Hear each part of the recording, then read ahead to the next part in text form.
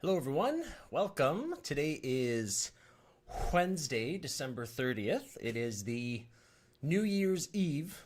Eve. Anyway, I couldn't believe how close we were to New Year's Eve. I can't believe it's tomorrow. So, today, speaking about New Year's Eve, we're going to be chatting about kind of a 2020 wrap up of what Mel and I have done and how we did it. So, just so you know, we're going to have some deal breakdowns today. That's why I have my paper here so I don't forget any deals. We're going to be chatting about how we purchased 119 units starting in August to now. So from between August, September, or somewhere along there, there was only 2 months where we purchased 100 units, and then we purchased another over 100 units, and then we purchased another additional whatever it was, 15 units on December 1st.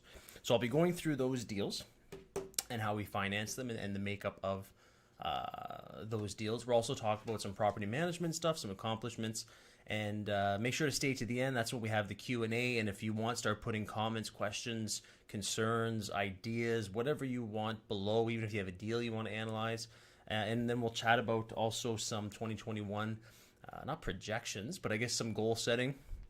And I'd love to see if you guys have some goals or some different things that you're looking to accomplish, whether it's your I don't know, let's think about real estate. Whether it's your first deal, whether it's your next deal, whether it's building your power team, whether it's how to analyze deals, you want to really laser focus in on how to do that. Maybe it's, hey, I'm going to analyze X amount of deals, and then after I've done that, I'm going to try putting in offers so that I can understand the whole process. So whatever that is for your 2021, hey, Yonu, I see. Hello, Yonu. Yonu's an avid follower of ours. That's awesome. But yeah, so whatever your kind of your 2021 is, just put it in the comment in the chat below.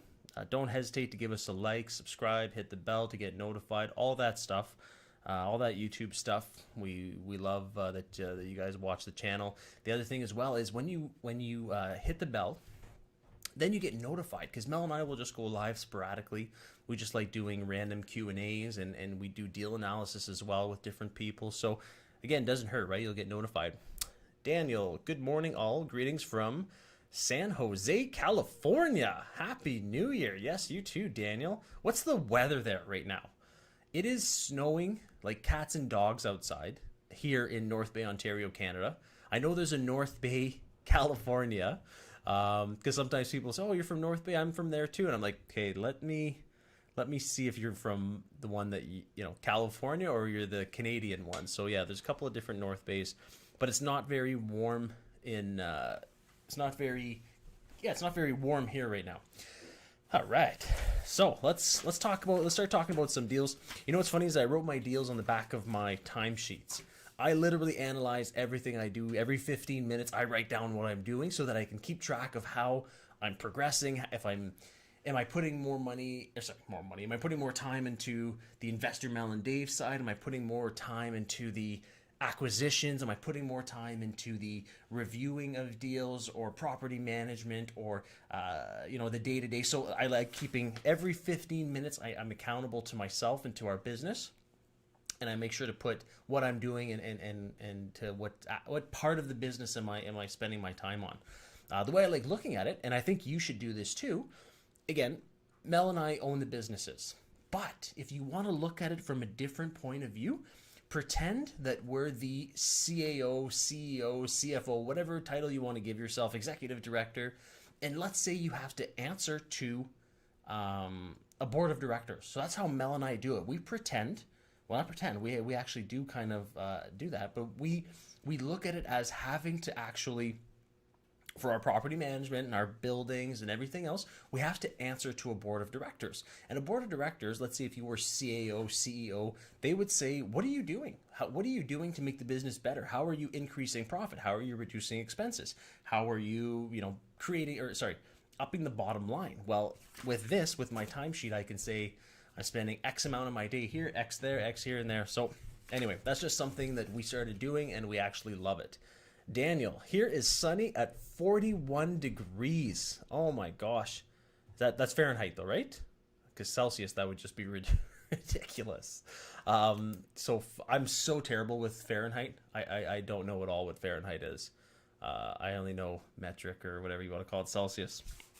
But I'll assume the fact that it's in San Jose, California. I'll assume that it's, yeah, beautiful weather, nice and sunny. And I actually say that, beautiful weather. All right, so let's dive in. Let's talk about some buildings. I know that's what you guys like talking about. That's the whole point of being here, is talking about real estate and real estate investing and income properties. So let's talk about one of the first deals that we did in 2020. And this one was outside, and all these deals were none of our own money, okay? So just know that ahead of time. It was all other people's money. It was all OPM, creative financing, just Mel and I and our corporations, no joint venture partners, no other partners whatsoever, just all us. Okay, so the first one was a piece of land. So just kind of raw, undeveloped land. And it was 2 acres within the city. I had looked it up. This person had purchased it for a lot more, like 30 years ago, and they just sold it off. I think they wanted to just liquidate what they had.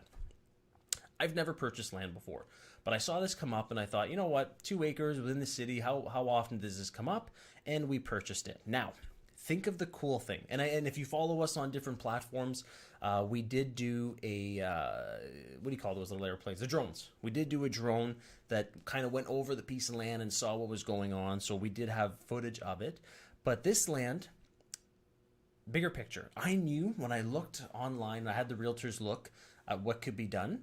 There's like a cul-de-sac that's beside it that is still raw land as well. So someone, a developer, has already done the plans for it, has already chopped up the lots, I should say divided up the lots, and my piece of land is beside it. So I'm thinking, at some point that developer is going to come to that piece of property that they've already divided up or sell it to someone else and finally start to develop it. And it's funny because I bought this in, let's say, July or August, I forget now. About 3 weeks ago, I received a letter from the city stating that there was a zoning change or there was an application to start building, whatever it was, and long and behold, it's close to there. So that piece of land, who knows what's going to happen, but it can only go up as people are developing nearby, and maybe, hey, my place becomes more, excuse me, valuable. Now the next one here was a fourplex. So the fourplex, and I'll talk about how we financed it. The fourplex, it was an underperforming asset, right? That's what we like to buy. 4 units, obviously, fourplex. So the owner actually held a second mortgage on this one, and we had the mortgage broker financed a first mortgage of 80% loan to value. So mortgage broker gives us a first mortgage of 80% loan to value. The seller held a second mortgage of 20%, which makes up the 100% financed, right? And we purchased this one for $300,000, and I'm projecting when we kind of get the lifts, which we've already had one tenant move out early December, so we're going to renovate it and get it up for January 1st.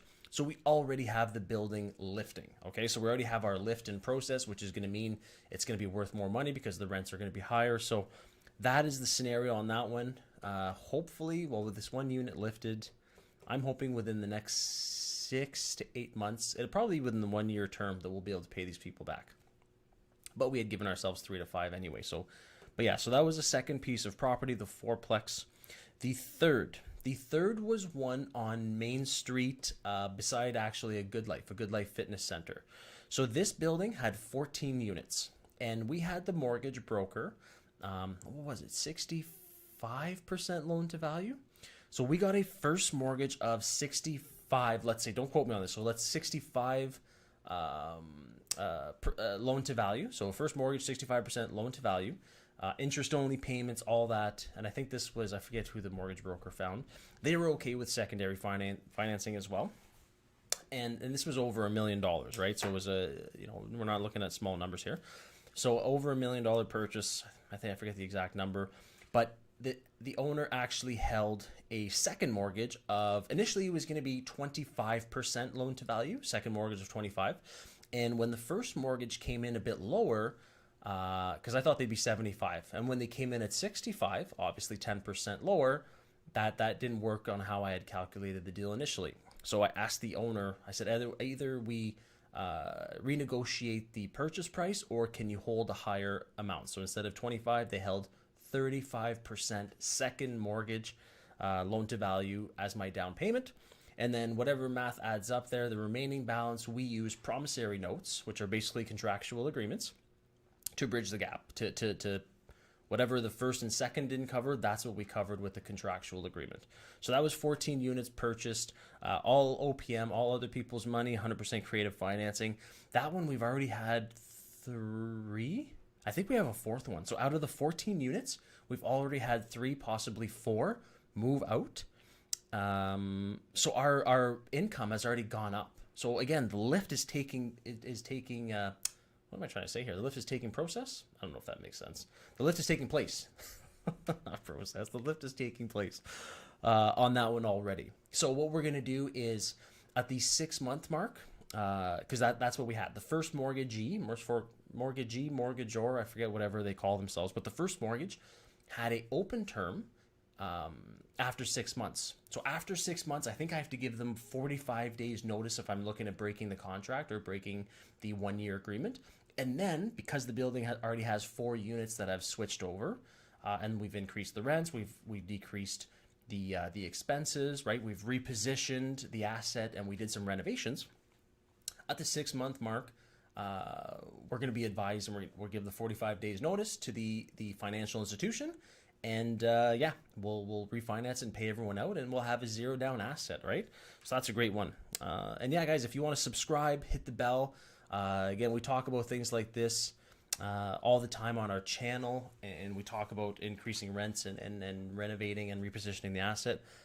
Talk about this and such sorts.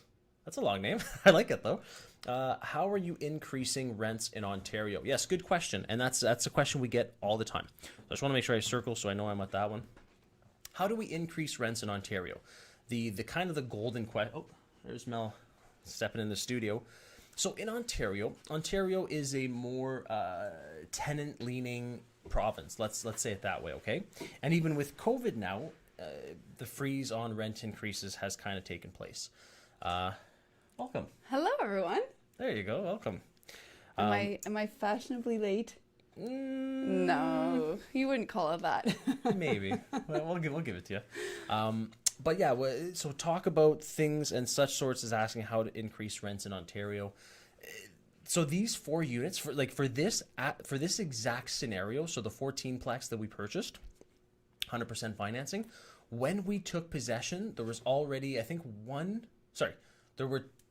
I'm mixing up my buildings here. There was for sure 1 unit that had already given vacancy and that was vacant when we took possession.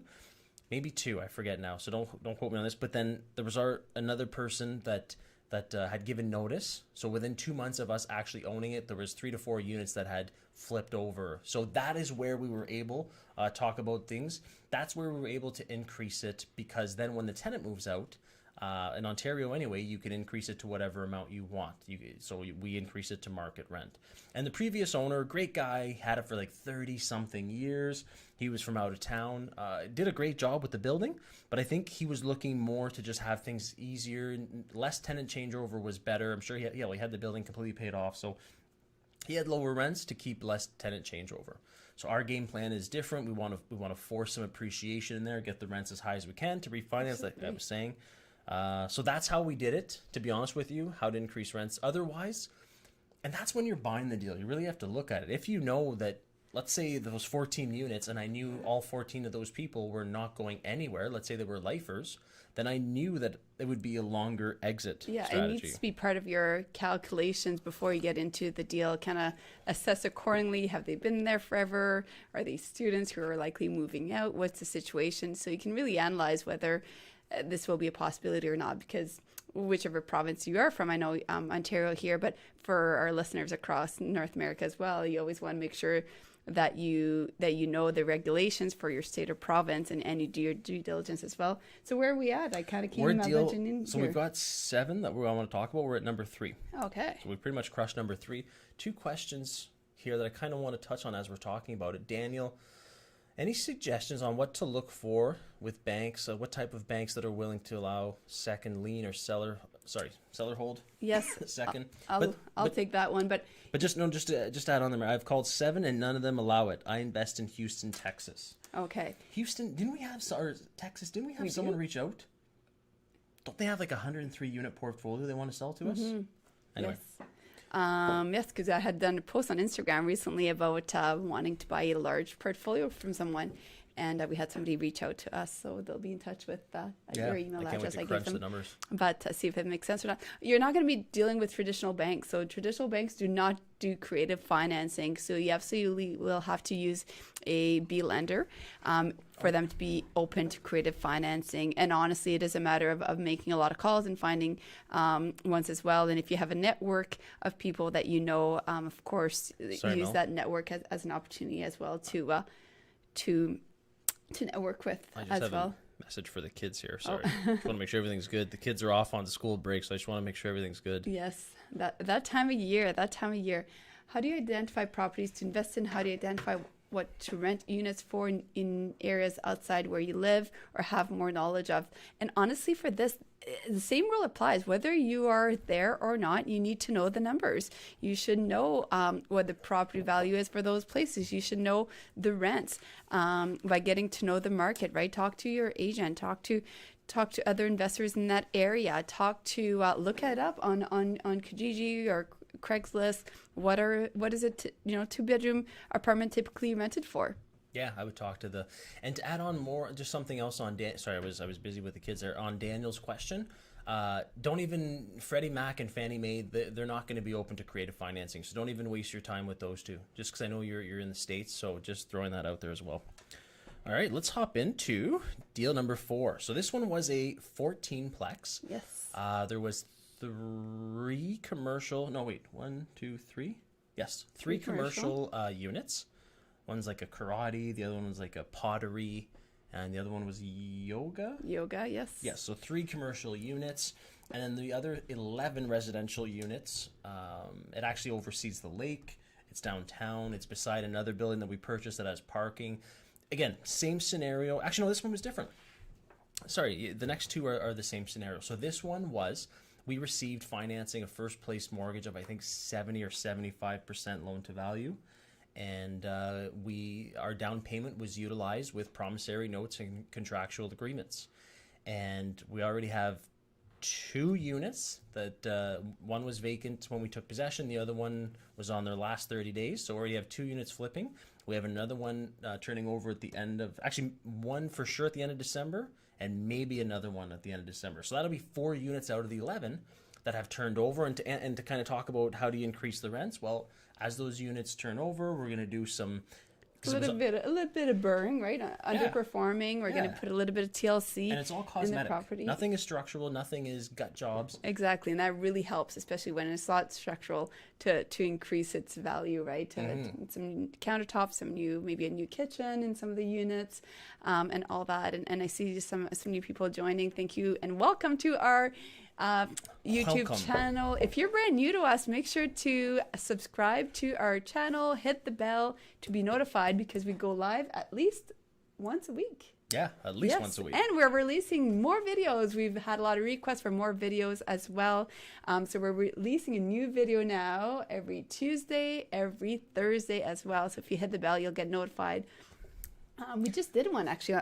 We're talking about all these deals on creative financing, and we just released a new video yesterday on creative financing. So make sure to check that one out. I'm trying to remember what it was called now. How to buy properties with no money. There you go. Because that's what we do. Because that's what we do, and it's possible. That's the description of the deals we're doing right now. Yeah, and we kind of break it down a little bit further detail as well during that video. So the next one was a 21-unit building. It was 18 residentials and 3 commercials.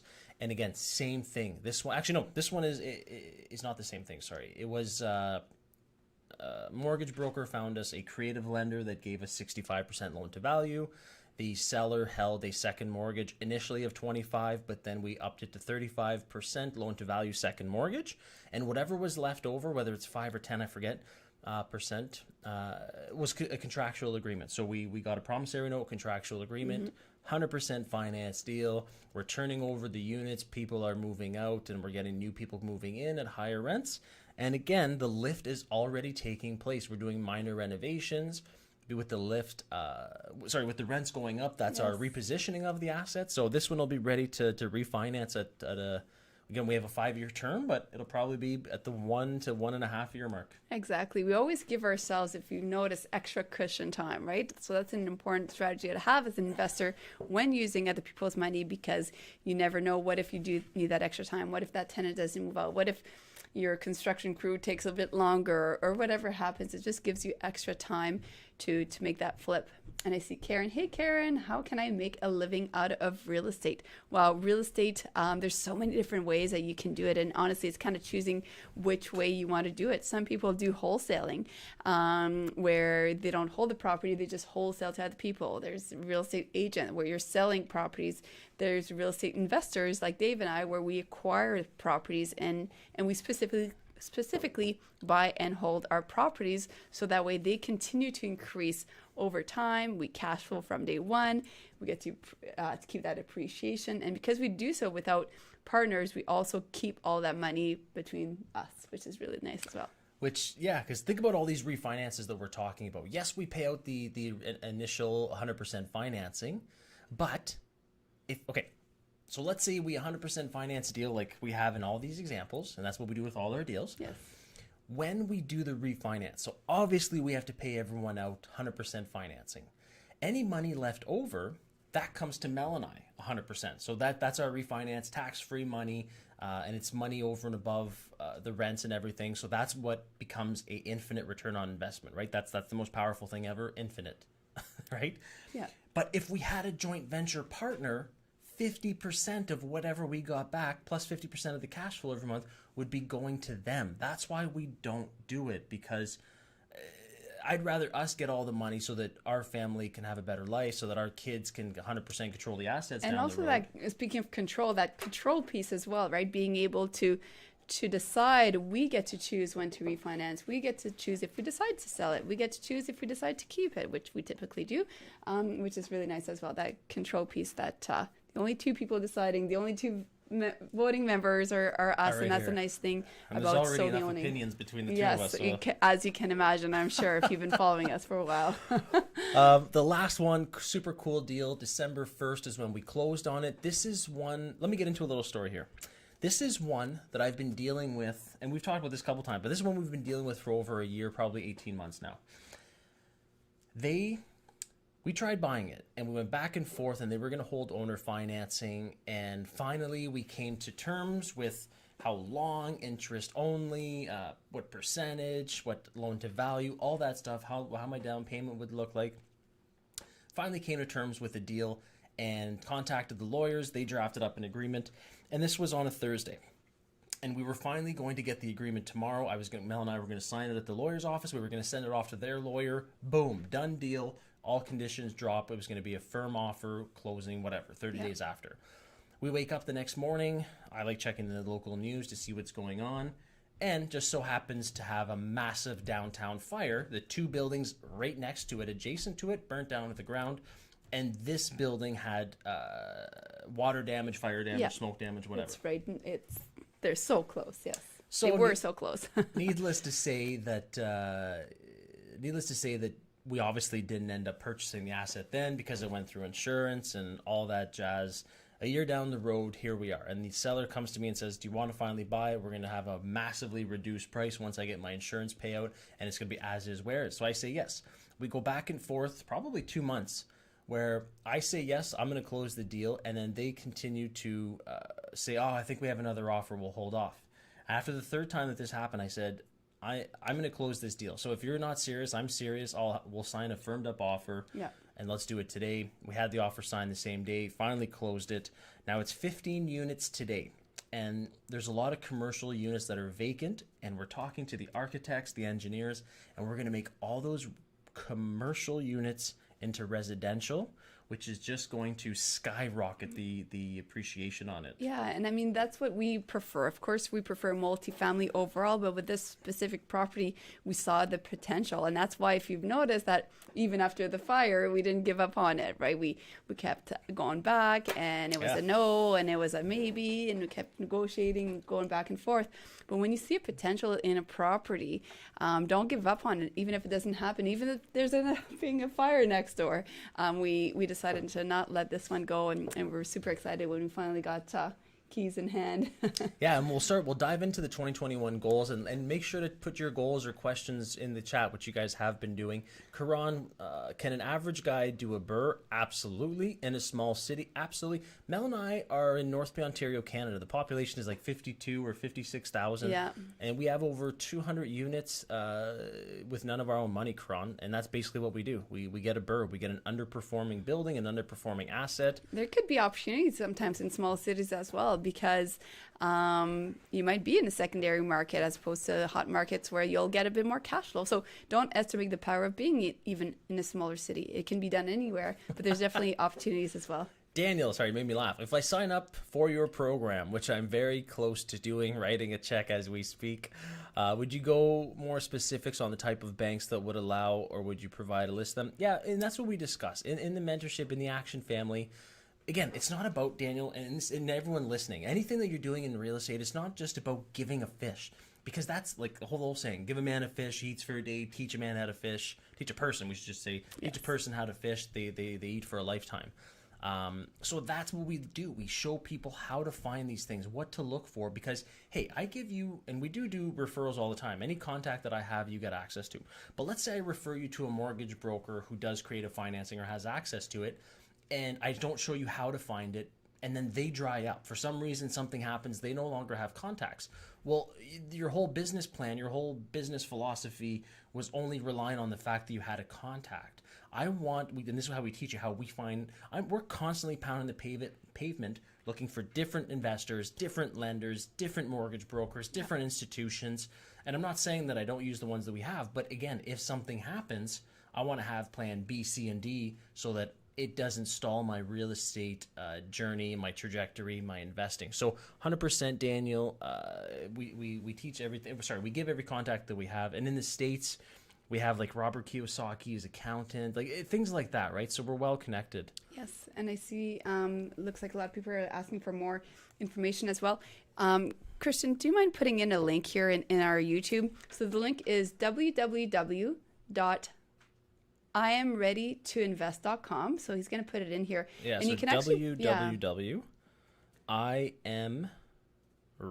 R-E-I-D-Y, ready to invest, est.com. So glow on that. Yeah, so that's a link where you can book a call with one of our mentorship specialists. They'll be able to kind of go into further detail of what it includes and all that kind of stuff. That being said, I know people always ask us, do I need money to do what you do? Yes. The reality is we're going to show you how to buy properties using none of your own money. That's what we specialize in.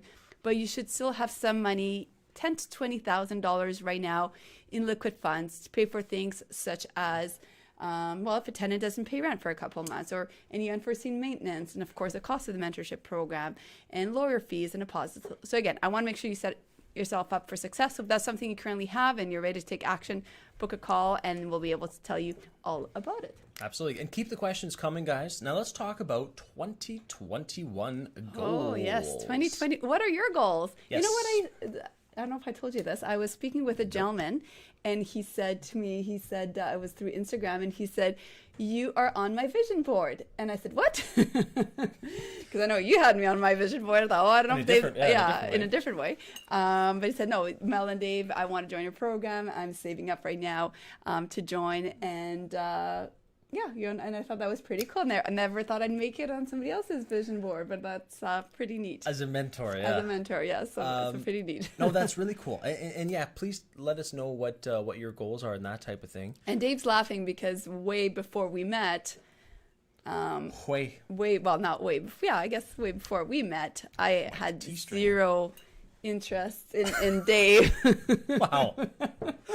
She says that. Come on, we all know. Yeah. Right. But apparently he had some interest in me before we officially had met.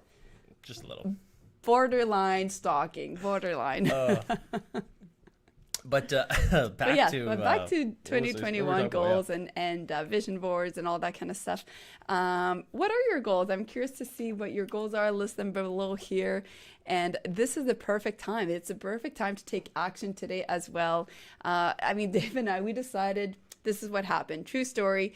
And poor Christian, that's new to our team here as a videographer. One day we kind of decided, let's put out even more content. There's been a lot of requests. We were going to wait till 2021 videos. And like, why not start this week? Yeah, we thought, okay, let's start putting out 2 videos a week instead of 1.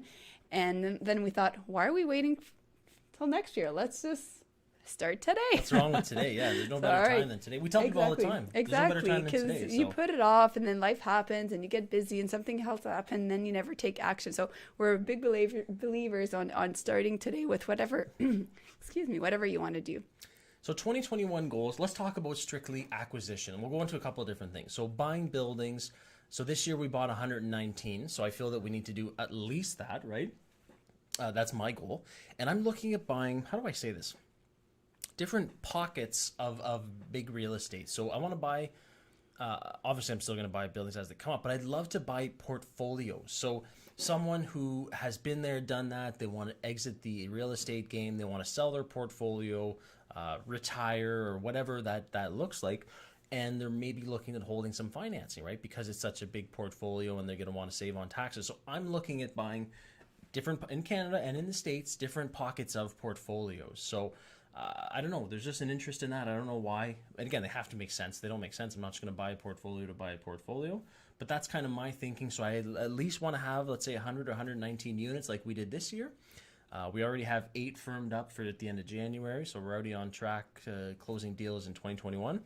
And so that's kind of my goals for units, buildings, doors. Acquisitions. And the most important thing as well is that it should definitely not just be about the quantity. So we're saying a number here, but at the end of the day, if the deal doesn't make sense, I'd rather close on 40 units in 2021 than 150 units and the deals don't make sense, right? Because we have certain years. That's tunnel vision. Exactly. Although it's fun to say, hey, I closed at 119 units this year, and we did, and that's amazing, but they all made sense. It was a great year. Can you scroll up, Christian? I just want to make sure there's no other questions.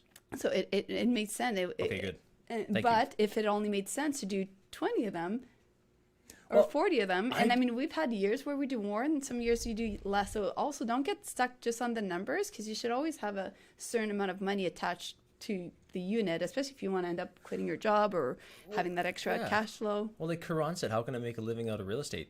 So yeah, to jump on that, I'd rather buy 20 units that make X amount of dollars than 100 units that make X amount of dollars, right? Or that doesn't have as big of a lift or a big. Well, look at Francois. He joined our program in December 29 in 2019, so a year ago, and he purchased 15 apartments, the right kind of apartments, of course, and was able to quit his full-time job within 9 months. 9 months. How powerful is that? Obviously, the cash flow had to be there, right? So he bought the right kind of properties in order to do so. And we rewarded him with a trip.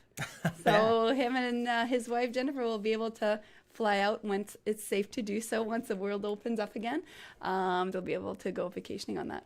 Yeah, absolutely. What are the other goals? What are the other goals? Well, I'd love to travel again, but that's kind of out of our control. Yeah, who knows about that? I want to continue to do that. I'm thinking property management. So we manage our own buildings and we manage other people's buildings. So I'd love to grow our team, grow our size. I think we have over 200 units ourselves, and then we manage another 80 or so. So probably close to 300 units that we're managing. I'd like to grow that. I'd like to grow how many people we have under our umbrella as our team members. Get even better with our systems, our skills. Like, you can always get better, right? And something. Well, that's part of it as well. As you grow, you need to kind of slow down at some point and look at your systems and look at your strategies, because when you explode and grow, and you need to adjust as you have bigger number of units. That's just the reality. You might need more team members. You might need to change the way you do certain things, different systems to help keep track of things more properly, and making sure that you're still taking care of the properties and doing your due diligence. Yeah, and with more units come more problems. So I'm looking forward to more problems. More money, more problems. Wow, more units, more problems. But I'm looking forward to more problems, because that means we're getting bigger. If my problems start going away, that's because I'm probably shrinking. Yes. Like no matter what, the bigger you get, the more you grow, the more units, it might get easier in some senses, but then other senses you're bursting at the seams, right? Like so I'm looking forward to having those problems because that's good problem. Growth is a good problem. So that's the property management, the mentoring. I love the mentoring. Like the Action family, it can't even explain how good it feels to show people how to purchase real estate the right way with none of their own money, no partners, and seeing people change their lives, right? Well, it's the results, honestly, the results that's You can't buy that. It has just been absolutely amazing. We feature someone every single week on our Instagram page, and our Instagram user handle, it's Investor Mel and Dave. And every single week we feature one of our action takers who have purchased a property. And now we're at the point where there's just too many success stories. Like how amazing is that? It's a nice problem to have. Right? But now we got to do a random draw because we can't feature every single person. But how amazing is that? It's not like it's just oh my gosh, we only have 2 success stories and we're going to keep featuring the same people over and over again.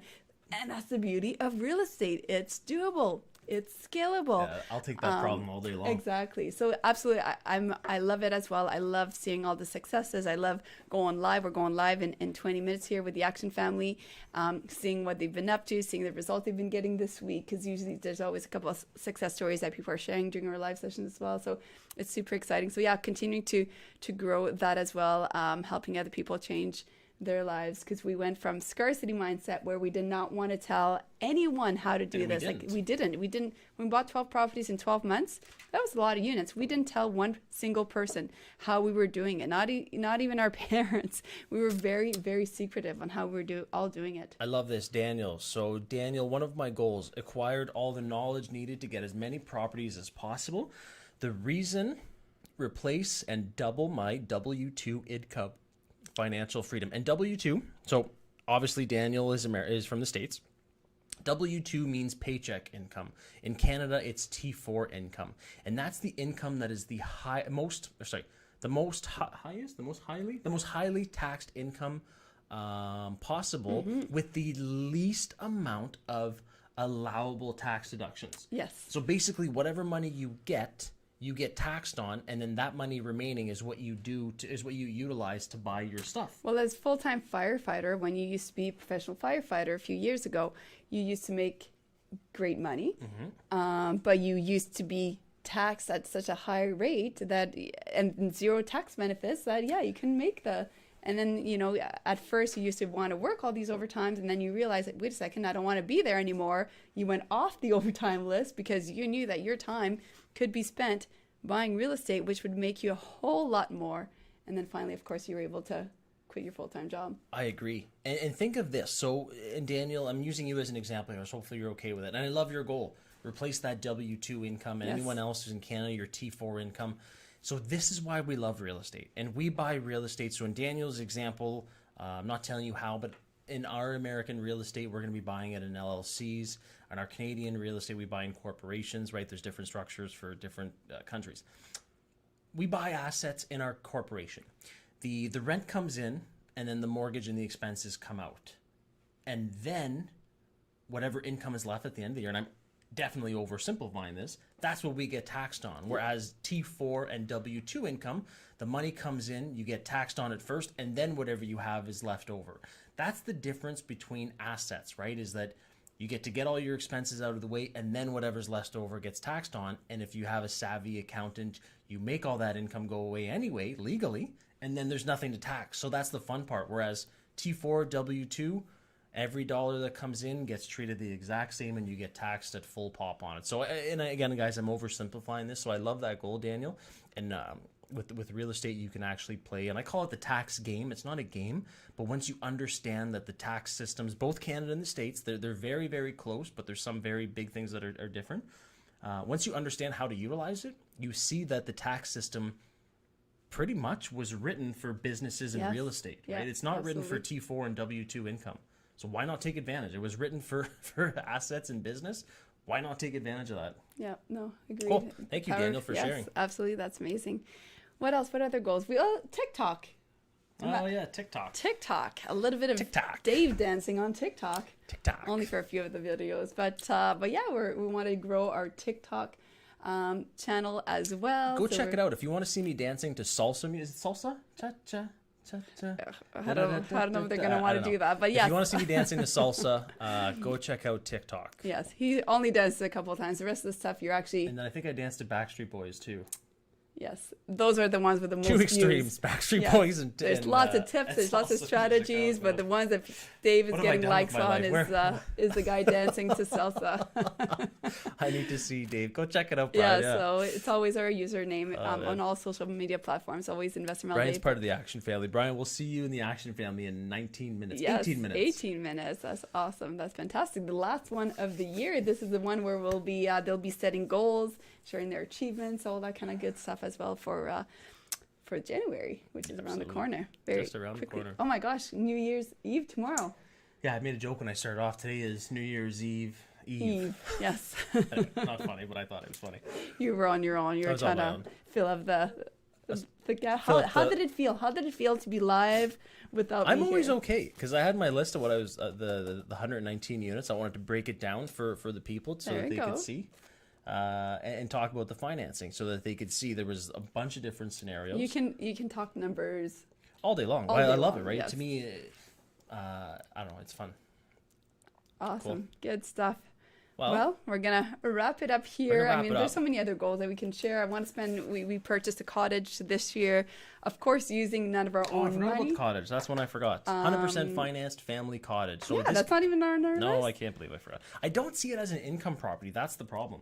No, because there's nobody. But it's still living. an asset that we're gonna lift. We bought it at a certain point. We're gonna renovate it, and it's gonna be worth $200,000 to $300,000 more. In my projections. Yes. I think it's gonna be worth $270,000 more at least. There we go. Now it's out there. We'll have to. Oh, it will. It definitely lift.